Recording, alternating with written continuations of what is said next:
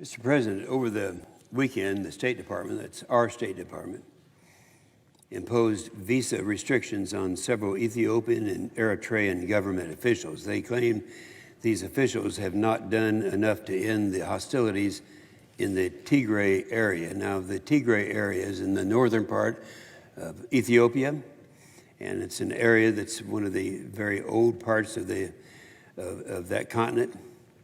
First, we need to be clear. Everyone, especially the Ethiopian government, wants nothing more than a peaceful resolution to the conflict in the Tigray. But this action puts the terrorist organization, the TPLF, that's a terrorist organization, on equal status with our Ethiopian government.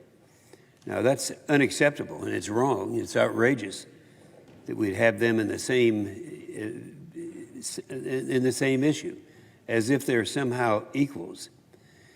Let me say something to be 100% clear, to make sure that no one can misunderstand this.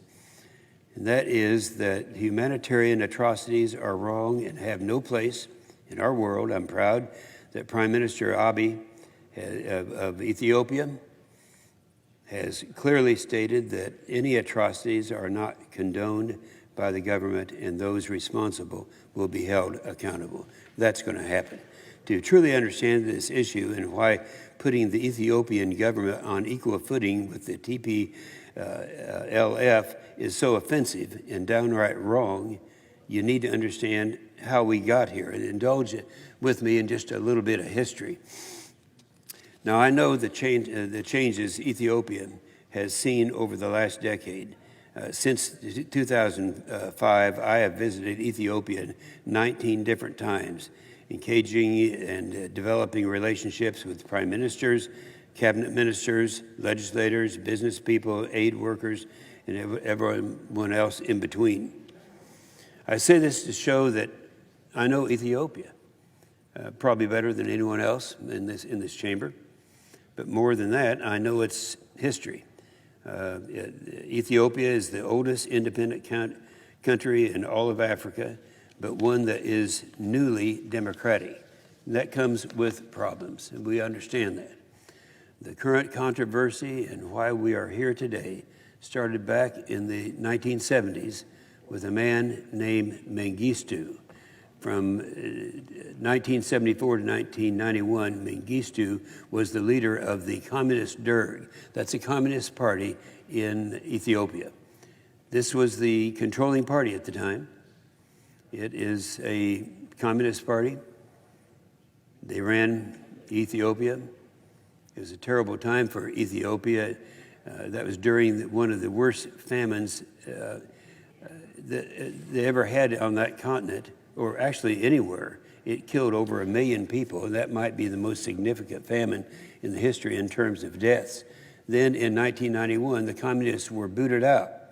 At the time that this took place, one person who was responsible for the getting rid of the Derg communists and the communist threat in Ethiopia was a guy named Meles.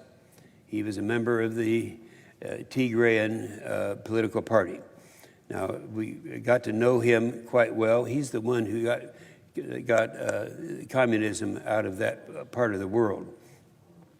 He ended up as prime minister. This is really the election that a lot of people don't like, and they forget about the fact that he was the prime minister who actually got rid of the communists in Ethiopia. So he became a prime minister. He started to build democracy. He died in 2012. I got to know him quite well during his lifetime, and I saw the progress that he made and the advances that they made.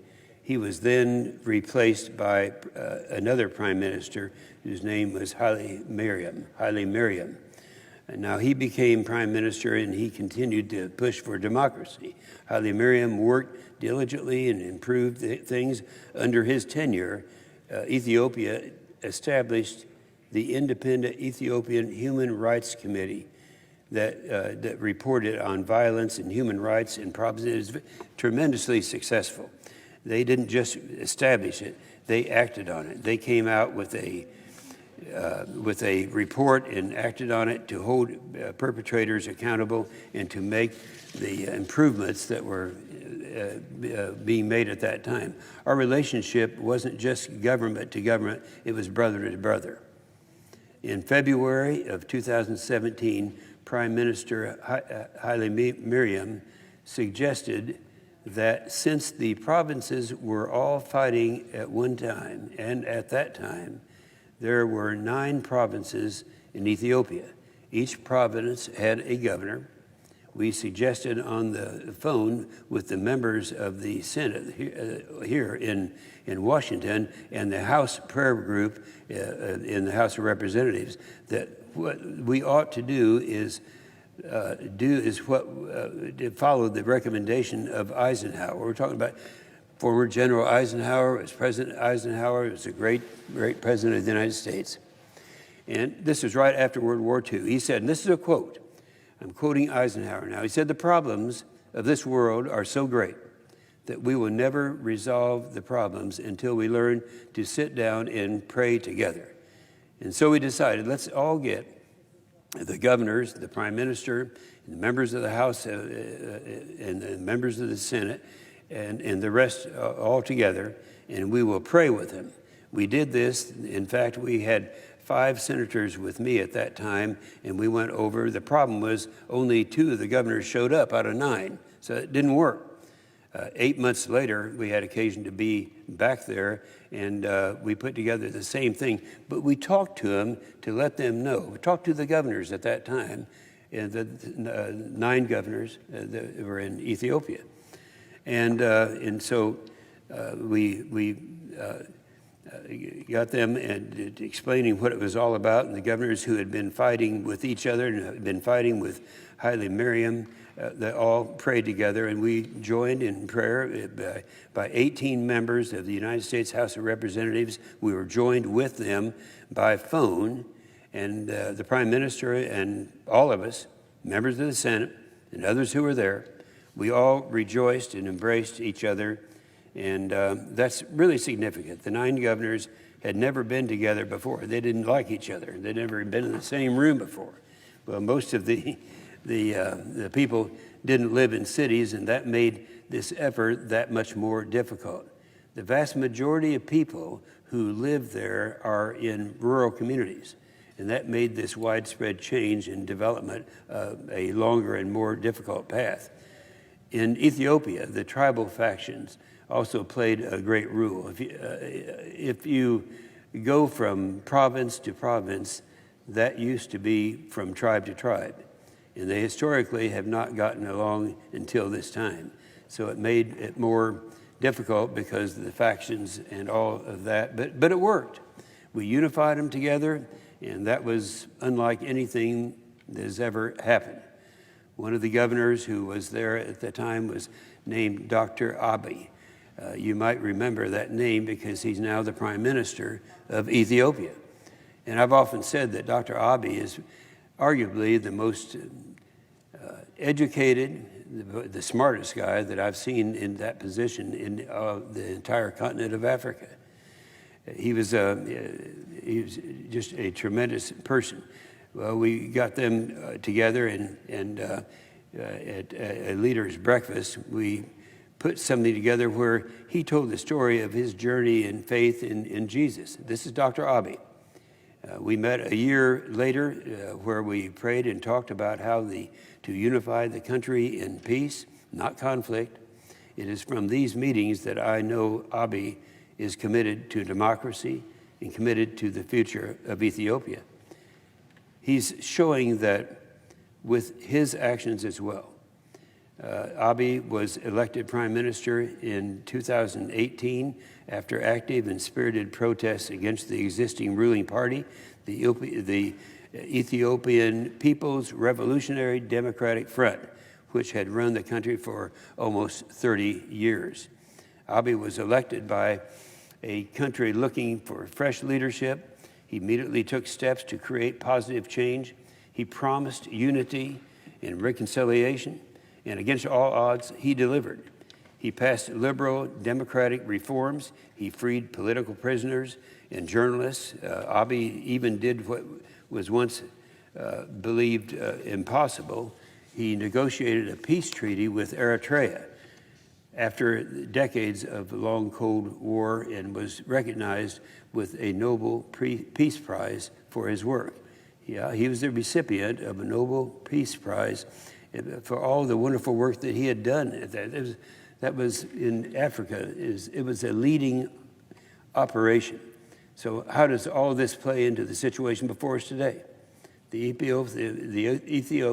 Ethiopian People's Democratic Front, the previous ruling party, is dominated by people from Tigray, the area up north that we've talked about before, one of the regional provinces. When Abiy set up a new governing body and focused on governing for the whole of Ethiopia and not just a few politically powerful regions, the TPLF wasn't happy. That's the terrorist group. They felt like they were losing the outsized influence that they've held for decades and decades. They also weren't happy about the peace deal with Eritrea.